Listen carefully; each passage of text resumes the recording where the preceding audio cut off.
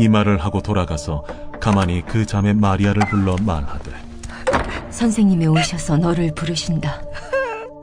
마리아가 이 말을 듣고 급히 일어나 예수께 나아가매 예수는 아직 마을로 들어오지 아니하시고 마르다가 맞이했던 곳에 그대로 계시더라. 마리아와 함께 집에 있어 위로하던 유대인들은 그가 급히 일어나 나가는 것을 보고 곡하러 무덤에 가는 줄로 생각하고 따라가더니 마리아가 예수 계신 곳에 가서 배웠고 그 발 앞에 엎드려 이르되, 주께서 여기 계셨더라면 내 오라버니가 죽지 아니하였겠나이다.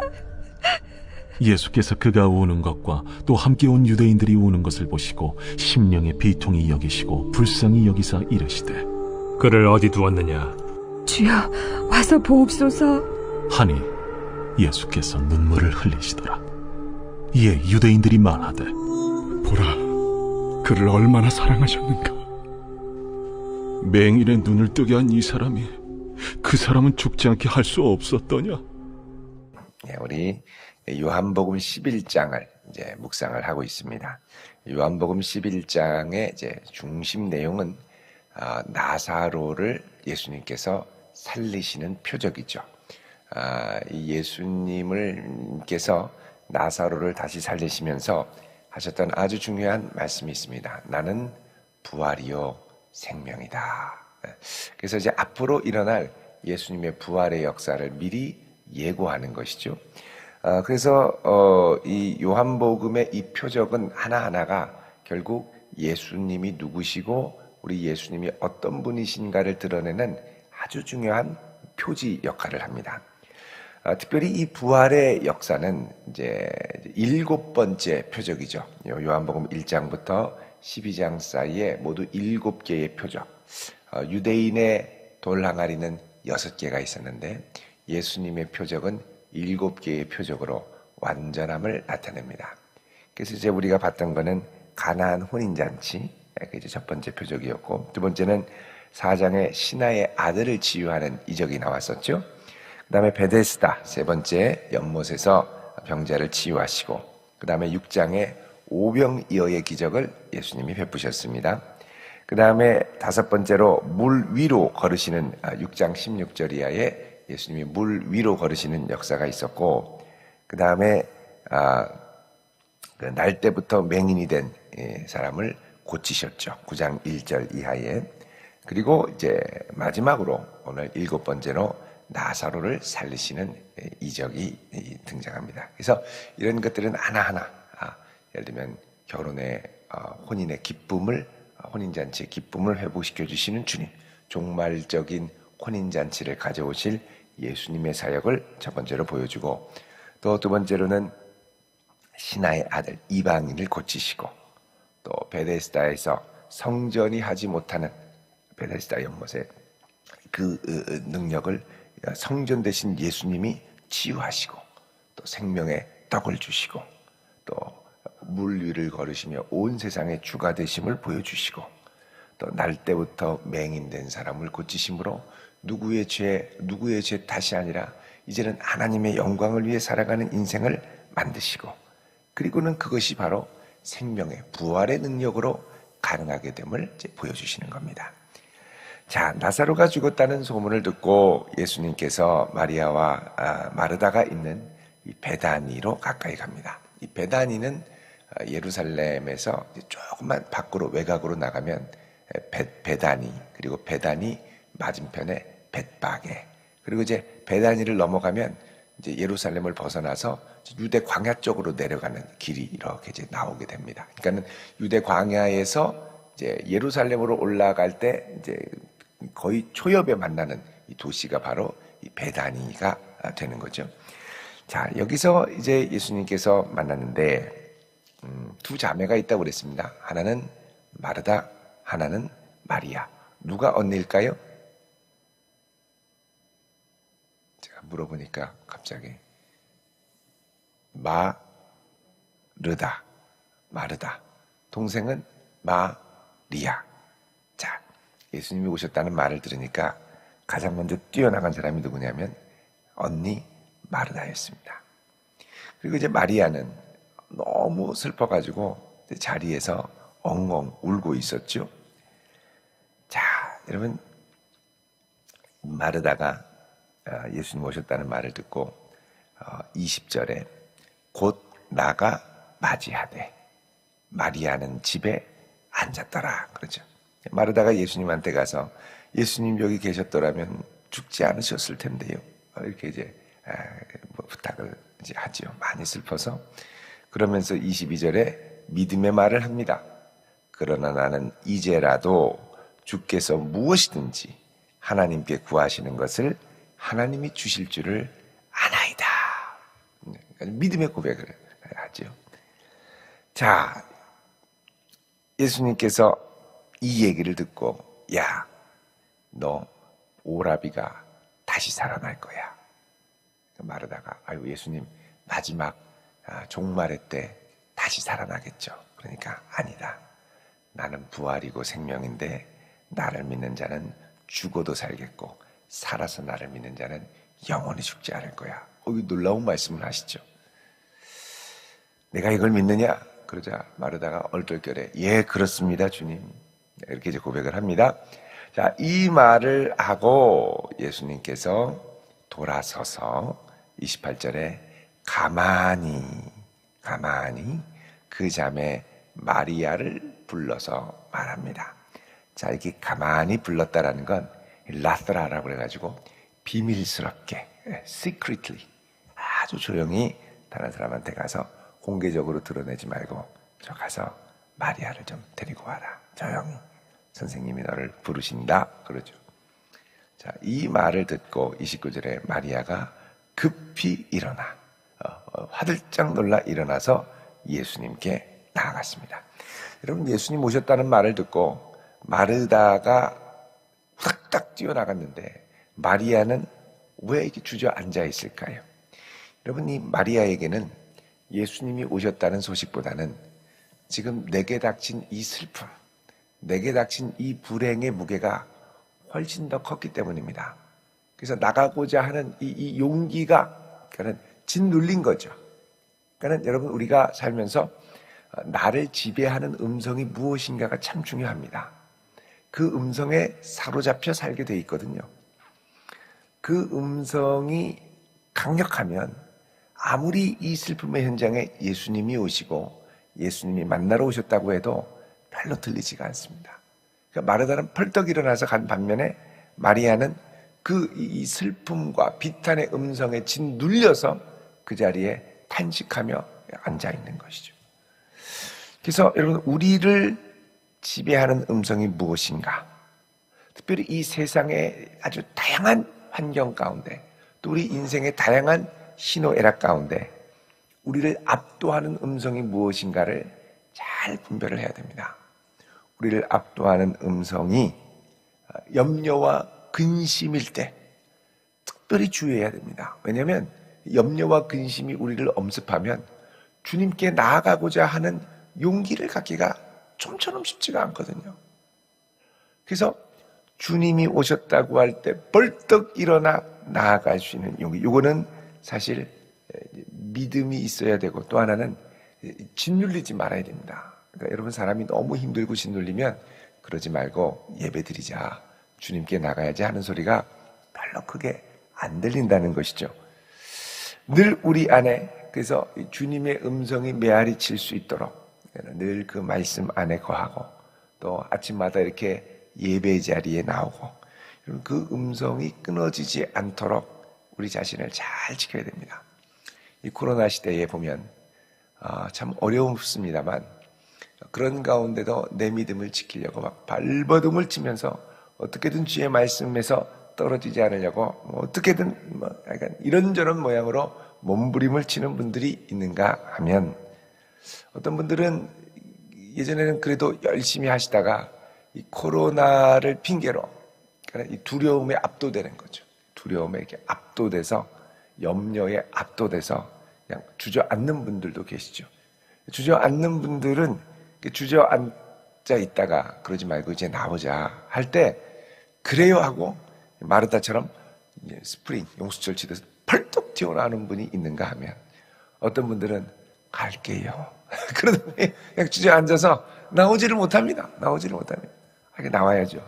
가긴 가야 되는데 가만히 들어보면 짓눌리는 음성의 무게가 있어요. 그러니까 뭐에 더 짓눌려 있는 겁니다. 이게 짓눌려서 나가야 되는데 짓눌리니까 나갈 용기가 나질 않는 거죠.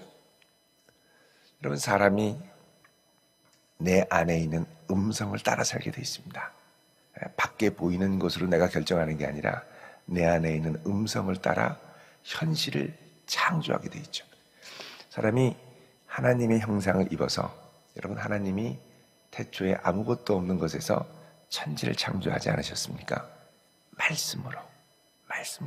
그래서 우리 안에 머무르는 그 음성으로 우리도 보이지 않고 아무것도 없는 세상을 새로 만들어 가도록 창조주의 형상을 받아 이 세상을 살아가게 돼 있죠. 그래서 우리가 가는 걸음마다 새로운 현실이 창조되게 돼 있습니다. 근데 하나님께서는 그 창조의 재료가 하나님의 말씀이기를 원하시는 거죠. 근데 우리는 하나님의 말씀이 들리지 않으면 여러 정보로 트렌드로 카더라, 대세는 이거라더라, 이러면서 현실을 만들어 가게 돼 있습니다. 근데 이제 이 현실이 내 안에 메아리치는 이 음성이 너무 무겁고 염세적이고 어두워서 짓누르면 앞으로 못 나가죠. 앞으로. 여러분, 마르다처럼 펄떡 일어나서 주님께 나아갈 수 있기를 축원드립니다. 마르다가 얼마나 그래도 믿음이 있었는지 가서 뭐라고 합니까? 주님, 지금이라도 주께서 무엇이라도 하면 하실 줄을 아나이다, 그러죠. 22절에. 이런 고백이 우리에게 있어야 한다는 겁니다. 주저앉은 마리아에게 예수님이, 야, 선생님이 너를 부르셔. 그러니까 여러분, 개인적인 부름이 중요합니다. 주저앉은 사람에게는 야, 교회에서 오래 가 아니고 개인적으로 목사님이 보고 싶대 라든지, 아니면 야, 예수님이 너를 보고 싶대 불러야죠. 자, 예수님은 30절에 아직 마을로 들어오시지 아니하시고 마르다가 맞이했던 곳에 그대로 계시더라. 여러분, 그 당시에 보통 그 손님을 맞이할 때는요, 먼저 전가를 보내죠. 선생님이 오신다. 그러면 이제 집주인에게 가서 선생님 오신대요. 그러면 후닥닥 일어나서 그 성읍, 당시에는 이제 성이 이렇게 돼 있고 성문, 큰 성문, 드나드는 성문이 있었으니까 그 성문 앞으로까지 후다다닥 뛰어나가는 거죠. 뛰어나가서 저 멀리 예수님 오시면, 스님이 오시면 어서 오세요, 기다렸습니다. 그리고 이제 맞이하고 영접해서 들어오는. 그래서 이제 보통 예수님이 이제 집 주인이 맞이하러 안 오면 기다리는 겁니다. 근데 이 마르다는 후닥닥 뛰어나갔는데 마리아는 안 나오니까 거기서 이제 그대로 기다리시는 거죠. 자, 31절에 마리아와 함께 집에 있어 위로하던 유대인들은 이 마리아가 그 음성을 듣고 급히 나가는 걸 보고, 아이고, 곡하러 무덤에 가는 모양이구나, 이렇게 해서 이제 같이 따라갑니다. 그러니까는 곡하러 무덤에 간다라는 건 이제 죽은 사람을 충분히 슬퍼하는 이 애도의 기간이 필요한데, 그래서 이제 무덤으로 가는 줄. 그 당시에 무덤은 우리처럼 이렇게 흙을 파서 하는 게 아니라 유대 지역만 하더라도 이제 시온 산이 있고 유대 광야가 연결되어 있는 걸 보면 여기가 다 안반 지역입니다. 안반 지역. 석회암. 그래서 지금도 이제 교회나 이렇게 조금 더 가보면은 이 바위 틈에 이렇게 뿡하니 구멍이 나 있는 데가 많죠. 이게 동굴입니다. 석회 동굴 수없이 많습니다. 다윗이 숨었다고 하는 아둘람 동굴도 석회 동굴이죠. 깊이 이렇게 파 있는. 어떤 데는 이런 데를 좀 더 파가지고 가족 무덤으로 이렇게 해서 무덤 안에 작은 묘실들이 여러 개가 이렇게 있어서 가족을 이렇게 하나 한 번씩 넣게 돼 있고, 입구는 이렇게 이제 돌로 막게 돼 있죠. 자, 그래서 야, 이 곡하러 가는 모양이구나 하고 가면서 그 사람들이 왜 따라가느냐? 이제 이웃이 이제 상을 당했을 때 할 수 있는 주민 마을들의 이 도의는 뭐냐면, 가서 울 때 같이 옆에서 아이고 아이고 하면서 같이 곡을 해주는 겁니다. 그러면 더 슬프고 더 서러움이 몰려와서 충분히 통곡을 하는 거죠. 여러분, 이게 사실은 심리적으로도 치유 효과가 있습니다. 그러니까는 내가 충분히 슬퍼하지 않고 막 슬픔을 억제하고 이를 악다물고 막 울지 않고 견뎌야 돼 뭐 이러고 가면요, 나중에 이 정서적인 슬픔과 이 우울함의 감정이 상당히 오랫도록 나를 덮죠. 그래서 사실 뭐 체면 차릴 것도 없고 이럴 때는 충분히 울어야 됩니다. 많이 울고 슬퍼해야죠. 그 무덤에 이제 같이 따라갔는데, 무덤으로 가는 게 아니라 예수님이 계신 곳으로 갑니다. 32절에 마리아가 예수님 계신 곳에 가서 뵙죠. 그리고 그 발 아래 엎드리면서 얘기를 합니다. 주님께서 여기 계셨더라면 내 오라버니가 죽지 아니하였겠나이다. 그러면서 이제 웁니다. 여러분, 이 고백이 사실은 이제 마리아의 상태를 잘 보여주죠. 여러분, 22절에 보시면 마르다는 뭐라고 그러냐면 똑같은 말 합니다. 21절에 예수님이 여기서 계셨더라면 내 오라버니가 죽지 아니하셨을 텐데요. 다 안타깝죠. 그런데 22절에 마르다에게는 그러나라는 말이 있습니다. 그러나 주님, 나는 이제라도 주님께서 무엇이든지 하나님께 구하시는 것을 하나님이 주실 줄 아나이다. 그래서 이제 그래도 무엇이라도 주님이 하실 것을 믿고 이제 튀어나간 거고, 소망이 있으니까 이제 튀어나간 거죠. 그런데 마리아는 이제 소망이 아니라 절망입니다. 주께서 계셨더라면 죽지 않았을 텐데요. 그러면서 원래는 이제 마르다처럼 하려면 22절에 그러나 하고 뭐 얘기를 해야 되는데, 여기는 그러나가 없습니다. 마리아의 말에는. 그러나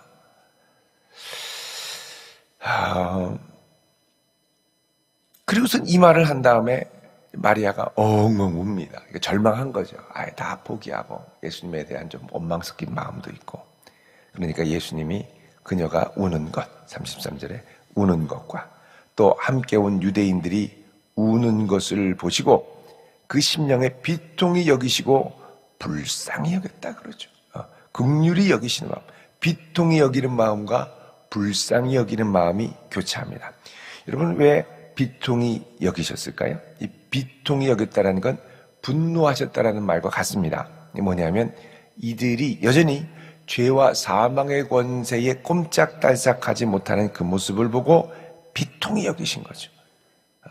나는 죄와 사망의 권세를 이기러 왔고 부활이요 생명이 되는데 이런 나를 의뢰하지 않고 현실에 압도되어 그 압도되는 소리에 통곡하며 우는 것, 또 그거를 같이 동조하며 옆에서 우는 유대인들을 보시고 아주 비분간게 하셨습니다만, 동시에 이들이 죄와 사망에 여전히 얽매여 있는 상태임을 아시고 불쌍히 여기셨습니다. 긍휼히 여기셨습니다. 그렇지, 너희들이 힘들지, 너희들이 괴롭지, 그러면서 비통하게 여기셨습니다. 자, 34절에 예수님이 물어보십니다.